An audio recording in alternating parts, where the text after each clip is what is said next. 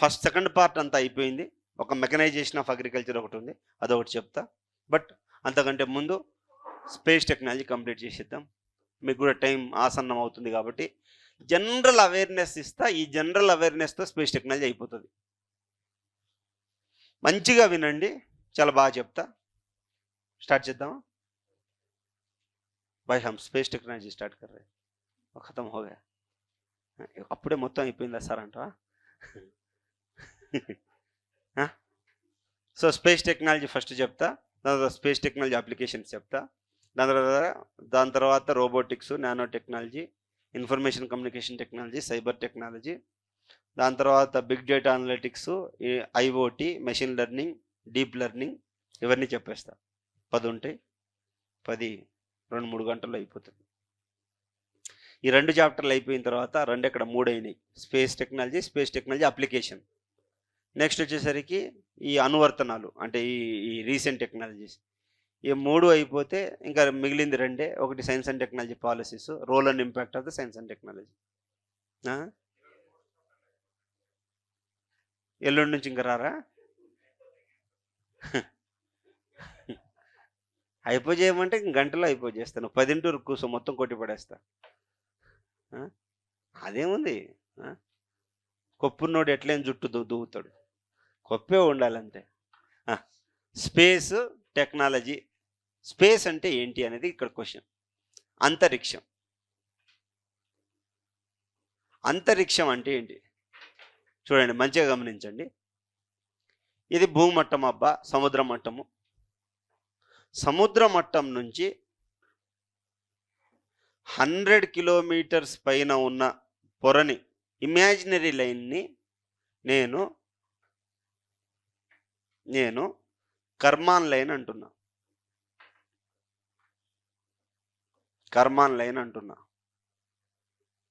100 kilometres పైన ఉన్నటువంటి line, imaginary line అంటే ఏంటి? నాకు ఎక్కడెక్కడ దొరుకుతుంది? నాకు ఫస్ట్ ట్రోపోస్ఫియర్, దాని తర్వాత ఉండేది ఏంది? స్ట్రాటోస్ఫియర్ ఎంత దూరం ఉంటుందండి? డిస్టెన్స్ ఎంత? 80 కిలోమీటర్స్. Stratosphere end 80 కిలోమీటర్సా? ఎండ్. అంటే ఇది స్ట్రాటోస్ఫియర్కి మీసోస్ఫియర్కి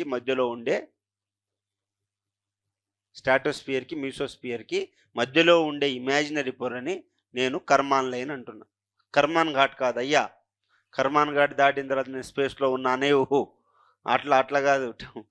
నువ్వు ఒక కర్మాన్ ఘాట్ దాటితే అది మందమల్లమ్మ జంక్షన్ వస్తుంది.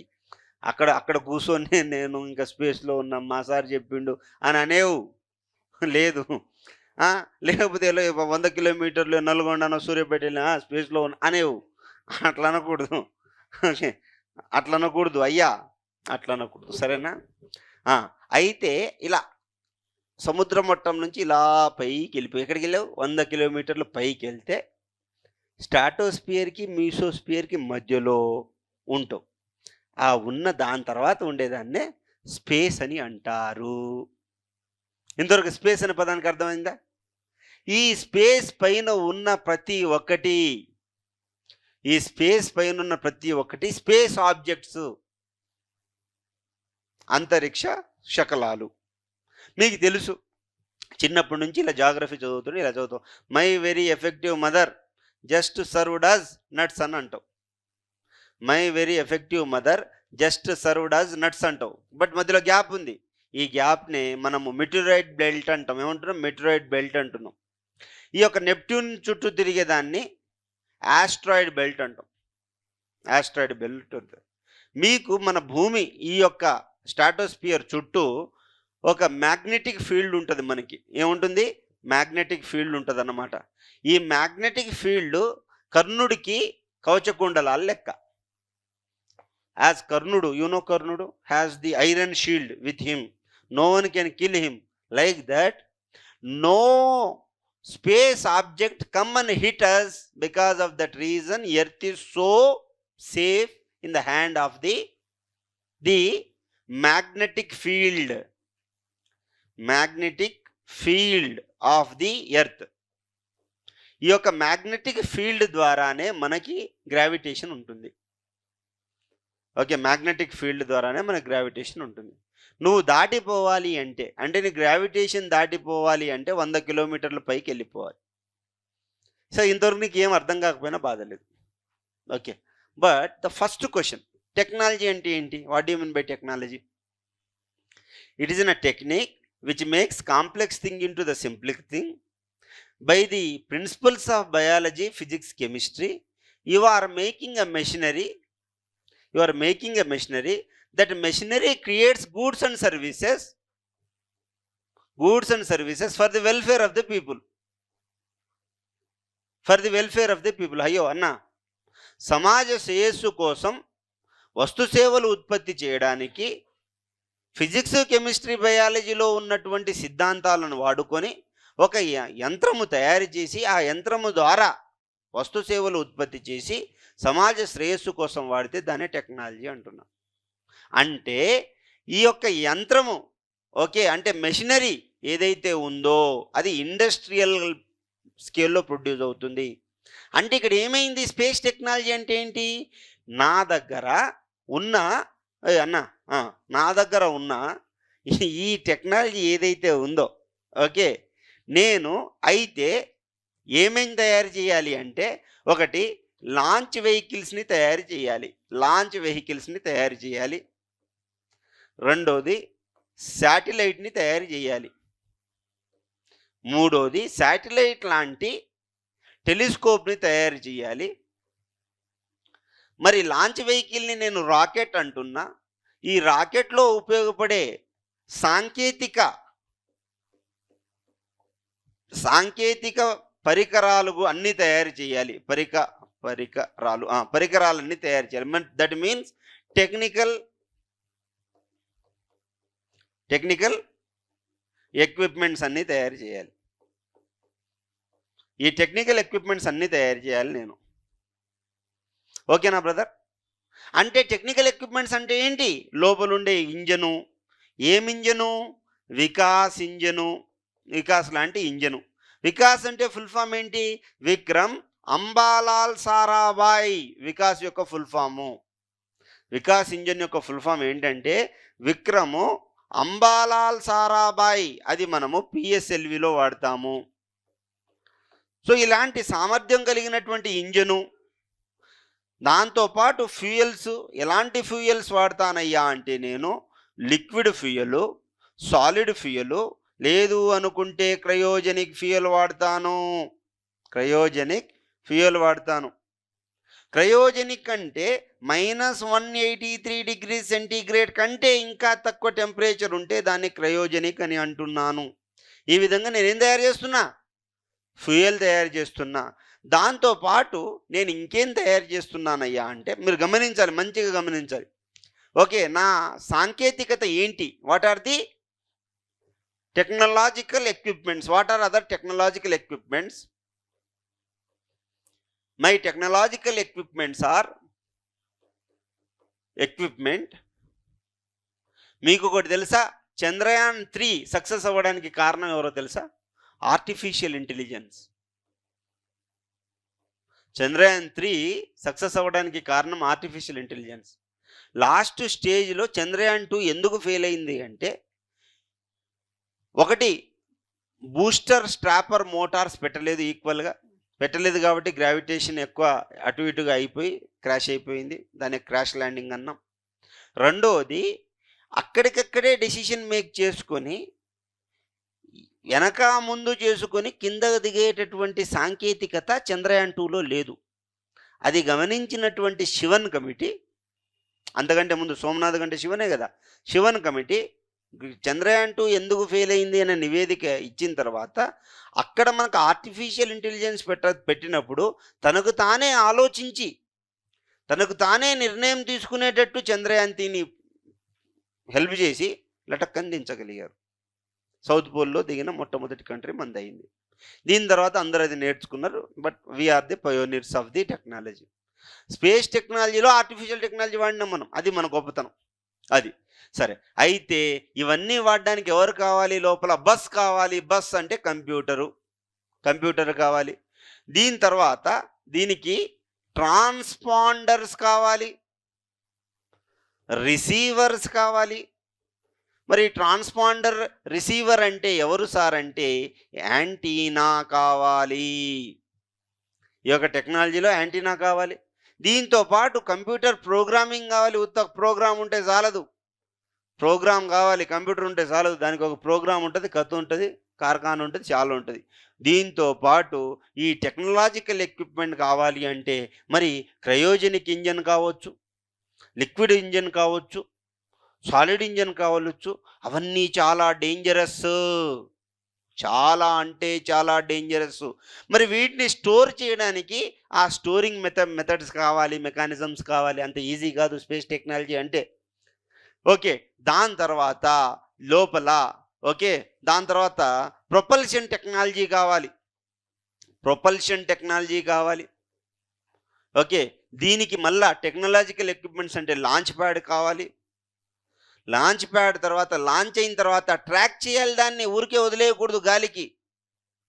ఓకే, ట్రాక్ చేయాలి.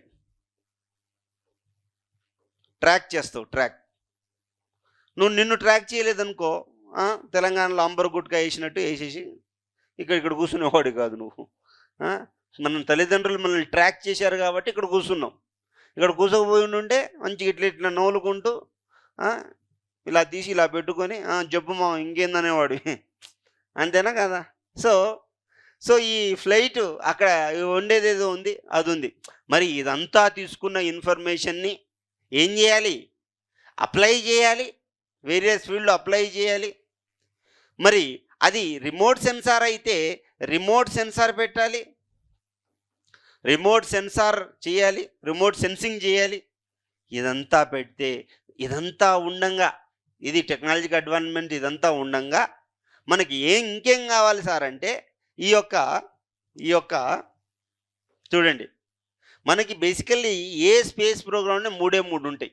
ఒకటి రోవరు, రెండోది ల్యాండరు, మూడోది ఆర్బిటార్. ఈ మూడే ఉంటాయి. కింద నుంచి పైకి రాయాలి, నేను పై నుంచి కిందికి రాసిన, ఏం లేదు, ఎటు నుంచి రాసినా ఒకటే. చూడండి, అన్నిటికంటే ఈజియెస్ట్ మెథడ్ ఏంటంటే చూడు, ఆర్బిటార్ అంటే తిరిగేది. నువ్వు 10th క్లాస్లో కూడా ఒక ఆర్బిట్ చేసే ఉండుంటావు. ఒక మూలం ఉంటుంది, ఆ మూలం చుట్టూ తిరుగుతూ ఉంటావు. ఏ డ్రెస్ చేసుకుంటే ఆ డ్రెస్ వేసుకుంటా ఉంటావు. ఏ పువ్వు కావాలో ఆ పువ్వు పట్టుకొని తిరుగుతూ ఉంటావు. ప్రేమ మూవీలో చూసి ఉంటారు మీరు. దీన్నే ఆర్బిటార్ అంటాం. ఇలా ఒకదాని చుట్టూ కాన్స్టెంట్గా తిరిగితే దాన్నే శాటిలైట్ అని కూడా అంటాం. ఏం రా ఈ మధ్య ఎవరితోనో శాటిలైట్ అయినావంట, ఏంది కథ అని అంటారన్నమాట. 10th క్లాస్లో అట్లా అందరికీ నా ఆటోగ్రాఫ్ సీట్ మెమరీస్ ఉంటే ఉంది. ఆర్బిటార్ అంటాం దాన్ని, తిరిగేదాన్ని, ఇట్లా చుట్టూ తిరిగేదాన్ని. చంద్రయాన్ 1 ఎందుకు సక్సెస్ అయిందంటే తిరిగేది, గాల్లో పెట్టేసి తిప్పడానికి ఉంది. ఎవడైనా తిరుగుతాడు, వెళ్ళి చెప్పేవాడు గొప్ప, ధైర్యం చేసి చెప్పేవాడు గొప్ప. ఈ ల్యాండర్ మీడియేటర్, వాడు దించుతాడు, పోరా మామ పో అని నూకుతాడు. వాడు ఏం చేయడు, నూకుతాడు అంతే.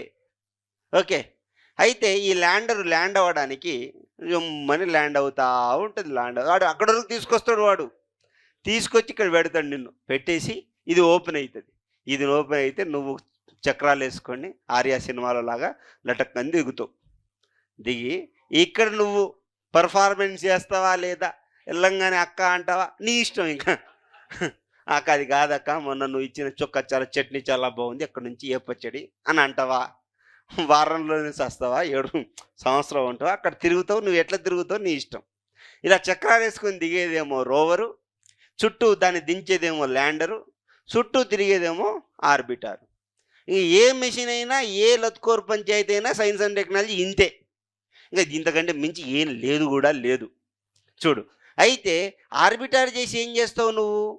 పొద్దున్న డ్యాన్స్ క్లాస్కి వెళ్ళిందా, లైబ్రరీకి పోతుందా, ఎట్లా కథ అని మొత్తం చెప్తావు. నువ్వు ఎవరికి చెప్తావు? మళ్ళా నువ్వు ఇన్ఫార్మర్ని పెడతావు. మళ్ళీ నువ్వు పెద్ద డాన్వి. మళ్ళీ నీకు 4 దారకారులు ఉంటారు నీకు. మామ ఇప్పుడే ఇక్కడ తెచ్చింది, అక్కడ ఫోన్ చేసి ఫట్ అని చెప్తా ఉంటావు. అప్పుడు దానికి తగ్గట్టు వీడు బట్టలు వేసుకోవాలా, కథ వేసుకోవాలా, ఇదంతా ఉంటుంది. సో శాటిలైట్ చంద్రుడి చుట్టూ తిరుగుతుందా, మూన్ చుట్టూ తిరుగుతుందా, నీ చుట్టూ తిరుగుతుందా, నా చుట్టూ, అట్లా కూడా తిరుగుతాయి. అలా తిరిగే వాటినే స్పై కెమెరాలు అంటాం, స్పై శాటిలైట్. ఒక్క మనిషి కోసం కూడా శాటిలైట్ వదిలేసినటువంటి దాఖలాలు ఉన్నాయి. అదెవరికి? మన ఒసామా బిన్ లాడెన్ అంకుల్ కోసం, ఈ కాక కోసం అమెరికా వదిలింది. ఒసామా బిన్ లాడెన్ ఎక్కడున్నాడు అని పసిగట్టడానికి they have sent a satellite to observe. అర్థమవుతుందా? దీన్నే స్పై శాటిలైట్ అంట. ఈ యొక్క నాసా పనే ఉండదు. వాడి ఇంట్లో ఏం జరుగుతుందో వాడికి వద్దు. పొద్దున్నే బ్రష్ చేసుకొని బయటికి వస్తాడు. ఆ ఇంట్లో పంచాయితీ ఏమైంది, ఈ ఇంట్లో పంచాయితీ ఏమైంది, అక్కడ పుల్ల పెట్టింది పాకిందా లేదా, ఇక్కడ చేతబడి చేసింది పాకిందా లేదా, వాడు చూస్తూ ఉంటాడు. వాడి పనంతా చేతబడి చేయించడమే. ఓకే, రష్యా ఉక్రెయిన్ వార్ కూడా జరగడానికి, ఈవెన్ బంగ్లాదేశ్లో సివిల్ వార్ రావడానికి కూడా అమెరికానే కారణం అంట. ఏదో చిన్న ఐలాండ్ ఇవ్వలేదని చెప్పేసి మరి ఇదంతా కథనాలు, మనకు నిజం తెలియవు. అయితే ఏం జరిగింది?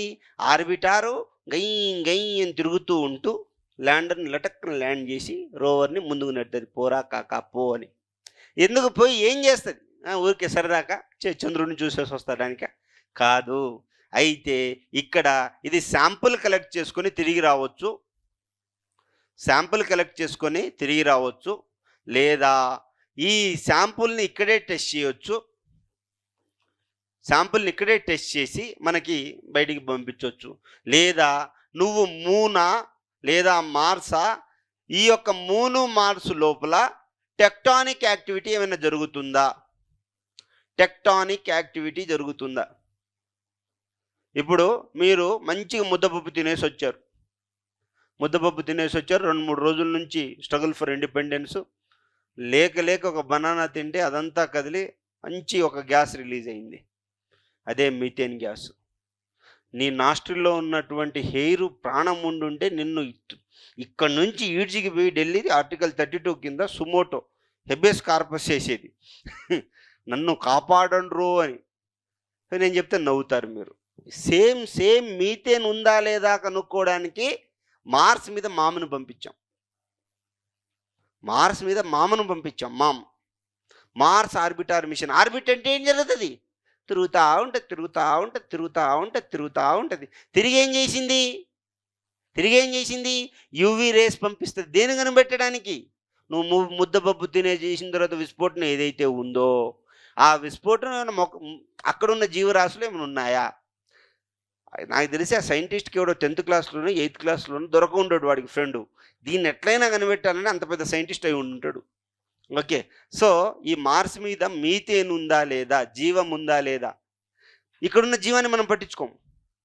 చంద్రుడి మీద నీళ్లు ఉన్నాయని అది కనుక్కోవాలి. గంగా నదిలో ఉన్న నీళ్లు పోతే పోయి అమ్మ, ఇక్కడున్న నీళ్లు ఉంటే ఎంత, పీక్తే ఎంత. చంద్రుడి మీద ఒక్క డ్రాప్ అయిన నీళ్ళు ఏం చేస్తుందో తెలియదు. కావాలి నాకు నీళ్లు కావాలి. ఇక్కడ ఉన్న నాకెందుకు ఈ నీళ్లు? చంద్రుడి మీదో మూన్ మీదో వాడంటాడు మేము మదర్ ఏలియన్స్ ఉన్నాయి అంటాడు. వాడు పార్లమెంట్లో పెడతాడు. నువ్వు మాట్లాడినావు కరెక్ట్, ఏంది ఇప్పుడు ఏమైంది చెప్పు. నేను మాట్లాడినా. డొనాల్డ్ ట్రంప్ నోరు తెరిస్తే నాకు ఏలియన్స్తో కాంటాక్ట్ అంటే ఏంది? ఆయన ప్రెసిడెంట్ అయ్యారు, ప్రైమ్ మినిస్టర్ ఏమైతుంది అంటే ఏదో ఊరికే మనం అనుకున్నాం. సర్వే జన సుఖినో భవంతు, లోక సమస్త సుఖినో భవంతు అని అన్నాం అంతే.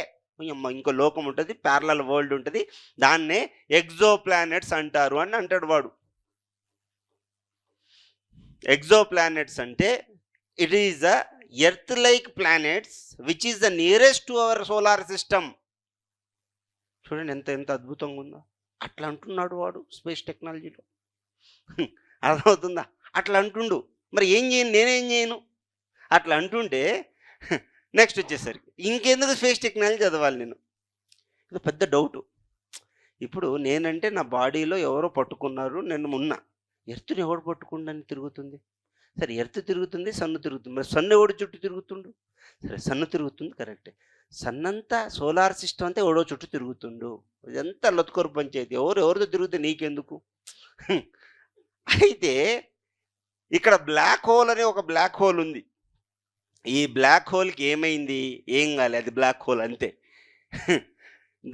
దాని చుట్టూ ఈ సోలార్ సిస్టము యూనివర్స్ చుట్టూ తిరుగుతూ ఉంది. అంటే మన సూర్యుడి చుట్టూ మనం ఎట్లా తిరుగుతున్నామో ఈ యొక్క బ్లాక్ హోల్ చుట్టూ తిరుగుతున్నాం. ఇలా తిరుగుతున్నాం ఎవరు చెప్పారు? కాళ్ళు చేతులు సరిగ్గా పనిచేయలేని, బాడీ కూడా పనిచేయలేని స్టీఫెన్ హాకిన్స్ చెప్పిండు. అన్ని పని చేసిన మనం ఏం చేస్తున్నాం? ఇన్స్టాగ్రామ్లో రీళ్లు చూస్తున్నాం. కాళ్ళు చేతులు ఏమీ అది మాట్లాడలేని స్టీఫెన్ హాకిన్స్ ఏం చెప్పిండు? బ్లాక్ హోల్ ఉంది, బ్లాక్ హోల్ చుట్టే ఊరంతా తిరుగుతుంది అని రత్కోర్ పంచాయతీ కనిపెట్టింది ఆయనే. మనము అన్నీ బంద్ చేసిన వాళ్ళు ఏం కనిపెడుతున్నాం? సమంతకి విడాకులు అయిందా లేదా? నాగ చైతన్యకి ఇంకో పెళ్ళయిందంట కదా, అమ్మాయి ఎవరు, ఏమైనా ఇంతకు ముందు అది మనం కనిపెడుతున్నాం. సక్సెస్ఫుల్గా మనం అది కనిపెడుతున్నాం. అది మనం మామూలు మనం మనం దిట్టనే, మనకంటే ఊపు ఎవరు. అయితే అసలు బ్లాక్ హోల్ ఎలా ఫామ్ అవుతుంది? అది పెద్ద హోల్ ఎవడో గుణపం తీసుకొని పెట్టుడు కాదు.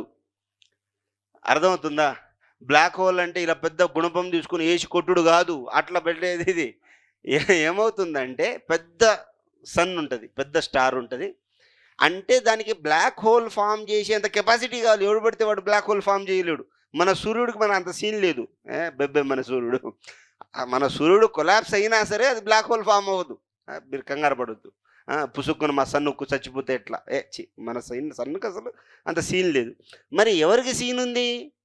మన సూర్యుడు కంటే అతిపెద్ద సూర్యుడు, చాలా పెద్ద సూర్యుడు అది కొలాప్స్ అయిపోతే.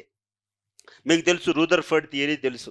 రూదర్ఫర్డ్ థియరీ ఏంటంటే ఒక ప్రోటాన్ చుట్టూ లేదా న్యూక్లియస్ చుట్టూ ఆటమ్ ఈ యొక్క ఎలక్ట్రాన్స్ తిరుగుతూ ఉంటాయి. అది ఎక్స్పాండ్ అవుతుంది, కాంట్రాక్ట్ అవుతుంది. అలా దాని యొక్క ఎలాస్టిసిటీ పోయి మొత్తం కొలాప్స్ అవుతుంది అంటాడు. తెలుసు, మనం 7th క్లాస్ 8th క్లాస్లో చదువుకున్నాం. చదవకపోతే నేనేం చేయలేను. ఇప్పుడు చెప్పిందే ఉంటుంది అక్కడ. అక్కడ మళ్ళీ ఏదో ఉంటుంది అనుకునేవు, ఉన్నది చెప్పేసిన నీకు నేను. అదొకటి అయిందన్నమాట. ఓకేనా? ఓ కాకా, ఓకే. సో ఈ బ్లాక్ హోల్ ఏదైతే ఉందో ఇది ఏం చేస్తుంది అంటే, సూర్యుడు పెద్ద సూర్యుడు, అది దానికి కాలం చెల్లింది. నీ కాలం నా కాలం ఎలా చెల్లుతుందో అన్న, ఎట్లా చెల్లిందంటే మన నీ కాలం నా కాలం చెల్లినట్టు ఏం జరుగుతుంది సార్ అంటే, ఆ సూర్యుడు కూడా చచ్చిపోయేటప్పుడు ఎట్లా చచ్చిపోతాడు? లోపలికి ముడుచుకొని చచ్చిపోతాడు. అలా ముడుచుకొని చచ్చిపోయేటప్పుడు ఇట్ విల్ కొలాప్స్ ఇన్సైడ్. ఎప్పుడైతే కొలాప్స్ అవుతుందంటే ఇట్ క్రియేట్స్ హ్యూమంగస్ గ్రావిటీ. ఎంతలా గ్రావిటీ క్రియేట్ చేస్తుంది అంటే, నువ్వు దాని బయట నిల్చున్నా సరే లోపల లటకం లాగేస్తుంది నిన్ను. Even it cannot allow to escape the light also. దాని లోపల నువ్వు వెళ్ళావంటే అక్కడ ఏదో ఇంటర్స్టెల్లార్ సినిమాలో చూపిస్తాడు, అక్కడ ఒక 10 నిమిషాలు, ఇక్కడ 20 సంవత్సరాలు అన్నట్టు. Even time also dilates there. Time కూడా డైలేట్ అవుతుంది అక్కడ. అర్థమవుతుందా? అక్కడ ఒక నిమిషం అంటే ఇక్కడ ఇంకా 100 సంవత్సరాలు అనమాట. హాయ్ బాయ్ నువ్వు అయిపోతావు ఇక్కడ. అంతలా ఉంటుంది అది బ్లాక్ హోల్. సో ఈ బ్లాక్ హోల్ చుట్టూ యూనివర్స్ తిరుగుతూ ఉంది. ఇలాంటి బ్లాక్ హోల్స్ చాలా ఉన్నాయి. అయితే మనం అసలు ఎక్కడున్నాం అది డౌటు. అసలు మనం ఎక్కడున్నామంటే చూడండి, మనము గెలాక్సీలో ఉన్నాం. ఈ గెలాక్సీలో మనం ఉంది మిల్కీవే గెలాక్సీ. తెల్లగుంది అనుకునేవు, మిల్కీవే గెలాక్సీలో ఉన్నాం మనం. ఈ యొక్క మిల్కీవే గెలాక్సీ ఎలా ఉంది? అసలు గెలాక్సీలు ఎన్ని రకాలు? గెలాక్సీలు స్పియర్గా ఉంటుంది, అబ్లైడ్గా ఉంటుంది, ఇర్రెగ్యులర్గా ఉంటుంది, లేదా అబ్లైజ్డ్ స్పిరికల్గా ఉంటుంది. ఇలా ఉంటుంది మన స్పేస్, ఇలా ఉంటుంది.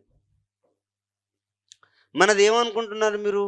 ఇది మనము ఇంత పెద్ద గెలాక్సీలో ఈ చుక్క అది సోలార్ సిస్టమ్. ఆ చుక్కలో మినీ చుక్క భూమి. ఆ మినీ చుక్కలో మినీ చుక్క నువ్వు నేను. ఇన్ని లత్కోర్ పంచాయతీలు మనకి. ఆర్డీఓ అవుతామా లేదా, నేను ఈ లెటర్ పంపిన రిప్లై ఇస్తుందా లేదా, ఎన్ని తలనొప్పులో మనకి. సో ఇక్కడ ఈ సెగేటస్ అనే మన యొక్క ఈ చుక్క లోపల ఉన్నాం మనం. ఈ చుక్క లోపల మళ్ళా పెద్దన్న లోపల మళ్ళీ సోలార్ సిస్టమ్ ఉంటుంది. ఆ సోలార్ సిస్టంలో మళ్ళీ చాలా ఉంటాయి. మళ్ళా మీకు వచ్చే అద్భుతమైన విషయం ఏం చెప్పబోతున్నా అంటే, 20-30 ఏళ్ళు మనందరం సాగబోతున్నాం. 20-30 ఏడు నువ్వు ఆర్డీఓ అయినా అవ్వకపోయినా సస్తాం. అది నేను చెప్పట్లేదు, నేను చెప్పాను అనుకునే ఉసురు సోమనాథ్ చెప్తున్నాడు, ఇస్రో సైంటిస్టే చెప్తున్నాడు. 23కే సస్తావు నువ్వు. బతకమంటే 100 సంవత్సరాలు బతుకుతావు నువ్వు. ఆ! అయితే ఏమవుతుందంట, ఒక యాస్ట్రాయిడ్ వస్తుందంట. ఇలా వస్తుంది. లటక్కన గుద్దబోతుందంట. గుద్దితే గుద్దింది. అది అక్కడే గుద్దదు. గుద్దితే లోపల విషవాయువులు వస్తున్నాయంట, పాయిజనస్ గ్యాసెస్. అది పీల్చంగానే లటక్కన చస్తావంట. ఇట్లా ఎవరు సచ్చారు? డైనోసార్స్ సచ్చాయంట. నువ్వు ఒక్కరోజు బతుకుదామన్నా డైనోసార్స్ ఎట్లా అంతమైనాయో డైనోసార్స్ నువ్వు కూడా ఎట్లా అంతమవుతావంట. పుసుక్కున అది మిస్ అయితే. బెన్ను వస్తుంది, బెన్ను. అది భూమి కంటే పెద్దగుంది. పటక్కన గుద్దుతది. 2:50 కల్లా అది గుద్దడం ఖాయం. 'అతడు' సినిమాలో ఇది మిస్ అయితే అది, అది మిస్ అయితే అలా సీక్వెన్స్‌గున్నాయి. ఏదో ఒకటి వస్తూనే ఉంటది, గుద్దుతూనే ఉంటది. అని చాలా ఇప్పటిదాకా అన్నారు. ఇంతవరకు ఎవరు గుద్దలేదు. దాన్ని ఎవరైనా గుద్దుతారేమో అని వెయిట్ చేస్తున్నా నేను. ఎవ్వరు గుద్దట్లే. ఓకే. సో, ఈ విధంగా నువ్వు సోలార్ అంటేనేంటి, స్పేస్ టెక్నాలజీ ఎందుకు చదవాలయ్యా అంటే, ఎవరైనా వచ్చి గుద్దుతారా లేదా? మరి గుద్దితే నీకేందయ్యా ఉపయోగం? గుద్దకుండా నేను ఏం చేయొచ్చు? దాని యొక్క స్పీడ్ తగ్గించొచ్చా? యాటమ్ బాంబ్ పెంచొచ్చా? దాని మీద ఎళ్లి ఇల్లు కట్టుకోవచ్చా? ప్లాట్లు అమ్మొచ్చా? మీకోటి తెలుసా? చంద్రయాన్ 3 దిగంగానే రియల్ ఎస్టేట్ స్టార్ట్ అయింది ఇక్కడ. చంద్రుడి మీద ఎకరం భవనం ఎంతమంది కొన్నారనుకున్నావు? అంతెందుకు, ఎక్కడో ఫాస్టర్ స్వర్గంలో ఆస్తులు అమ్ముతున్నాడు. స్వర్గంలో ఆస్తులు అమ్ముతుండు. ఎకరం ఎంత? మామూలు విషయం లేదు. బయట మీరు కూడా కొనుక్కోండి, దొరకట్లేదంట ప్లేసు. దాంతో పాటు గూగులోడు, మన ఫేస్‌బుక్కోడు మెటా అనే ఒక వర్చువల్ వరల్డ్‌ని క్రియేట్ చేశాడు. క్రియేట్ చేసి అక్కడ భూములు అమ్ముతున్నాడు. కుదిరితే కొనుక్కోండి. అవి పెట్టుకోంగానే మీ ఇంటికెళ్ళిపోతావు నువ్వు. మళ్ళా ఆకలేసినప్పుడు ఇది తీసేసి తినాలి నువ్వు. అక్కడెవరో భోజనం పెడతారనుకునేవయ్యా. మళ్ళా ఆకలేసినప్పుడు ఇది తినేసి ఇక్కడే తినాలి. అట్లుంటది. మెటా వాడు కూడా భూములు అమ్ముతుండు. కొంచెం మంచి చీప్ చౌక ధరతో కొనుక్కోలేవు నువ్వు. తీసేసుకోండి. సరేనా? సో, ఈ విధంగా మనం స్పేస్ టెక్నాలజీ ఎందుకు చదవాలంటే, ఒకటి, ఏమైనా గ్రహ శకలాలు వచ్చి మనకు తగలబోతున్నాయా? That means asteroid or meteorite is going to kill us or not. Second thing, aliens are there or not, can we able to communicate. Third thing, whether the parallel universe is there or not, can we able to communicate. And how the stability of the solar system is there. Whether the solar system is there, but if it is ejecting the masses of the radiation, thereby complete electromagnetic system, that is the telecommunication, will going to destroy. Idi major reason, and we are going to study, like we have, why we need to study the space technology is what is holding our solar system. Like that, what is the end to our space? Like our space, does any Big Bang theories or space activities are happening or not అనే అంశాల గురించి మనం చదివామన్నాం, చూసాం. ఇదంతా మీకు సిలబస్లో లేదు. ఇదంతా యూపీఎస్సీ సిలబస్లో ఉంది. మీకు అవసరం లేదు. మీకు ఎంత అవసరం? ఏది సిలబస్లో ఇచ్చాడో అంతే చదవాలి మీరు. ఎక్కువ తక్కువ చదవకూడదు. ఎక్కువ తక్కువ చదివితే మీరు కూడా ఒక బ్యాగ్ వేసుకొని నాతో పాటు తిరుగుతా అన్న ఏ ఇన్స్టిట్యూట్ బాగుంది, ఇస్తున్నారా డబ్బులు అక్కడ అంటే ఎట్లా? మాది ఎట్లుంటుంది? మీరు ఎప్పుడైనా ఫంక్షన్కి వెళ్తే వేస్తున్నారా వాళ్ళు ముక్కలు? మీరు ఎట్లా డిస్కస్ చేస్తారో వెజ్జా నాన్ వెజ్జా అన్నట్టు మేము కూడా అట్లా డిస్కస్ చేసుకుంటాం అన్నమాట. మీకు ఎవరు గుర్తు చేసుకుంటున్నాను. ఓకే. సో, ఆ విధంగా అర్థమవుతుంది నేనేం మాట్లాడుతున్నాను. సరే, ఆ విధంగా మనము ముందుకెళ్తాం అన్నమాట. ఆ విధంగా ముందుకెళ్ళి మళ్ళీ ఎరికి కూడా వస్తాం. మళ్ళీ పక్కకి తిరిగి మళ్ళీ అక్కడికి వచ్చేపు తిరిగి వస్తాం. ఈరోజు మొత్తం చెప్పేసి అనుకో, రేపు వచ్చేవాళ్ళు ఇబ్బంది పడతారు. రేపు మళ్ళీ ఫ్రెష్గా స్టార్ట్ చేయాలి. వాడు అంటాడు, సార్ మిమ్మల్ని నమ్ముకొని వచ్చి ఫేస్ టెక్నాలజీ మళ్ళీ స్టార్ట్ చేయమంటాడు. ఈ లత్కోర్ పంచాయతీ అంతా నాకెందుకులే కానీ. అర్థమైందా? అందరికి అర్థమైంది. ఇది స్పేస్ టెక్నాలజీ. ఎట్లా నవ్వులాటతో స్పేస్ టెక్నాలజీ అయిపోతుంది. పుసుక్కున స్పేస్ టెక్నాలజీ అయిపోతుంది. ఇంకా రోబోటిక్స్ ఏం లేదు. ఆడో పనోడు, ఆ పనోడు గురించి చూస్తాం. రోబోటిక్స్ అంటే మంచి పనోడు, ఆ పనోడు గురించి చూస్తాం. ఇన్ఫర్మేషన్ కమ్యూనికేషన్ టెక్నాలజీ ఏమి ఉండదు.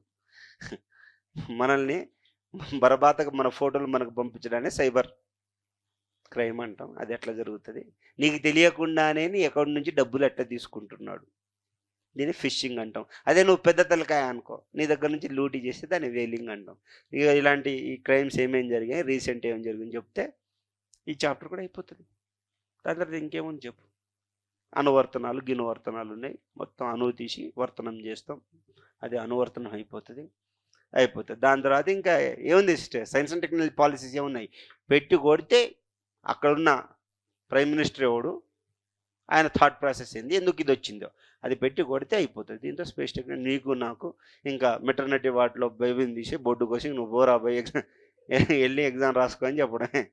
ఓకేనా, దగ్గర పడ్డారు మీకు, ఇంకా అయిపోయింది, ఇంకో వారంలో కొట్టి పడేస్తా. సరే అంతే, దాని తర్వాత మీరు కూర్చొని చదువుకోండి. Thank you so much.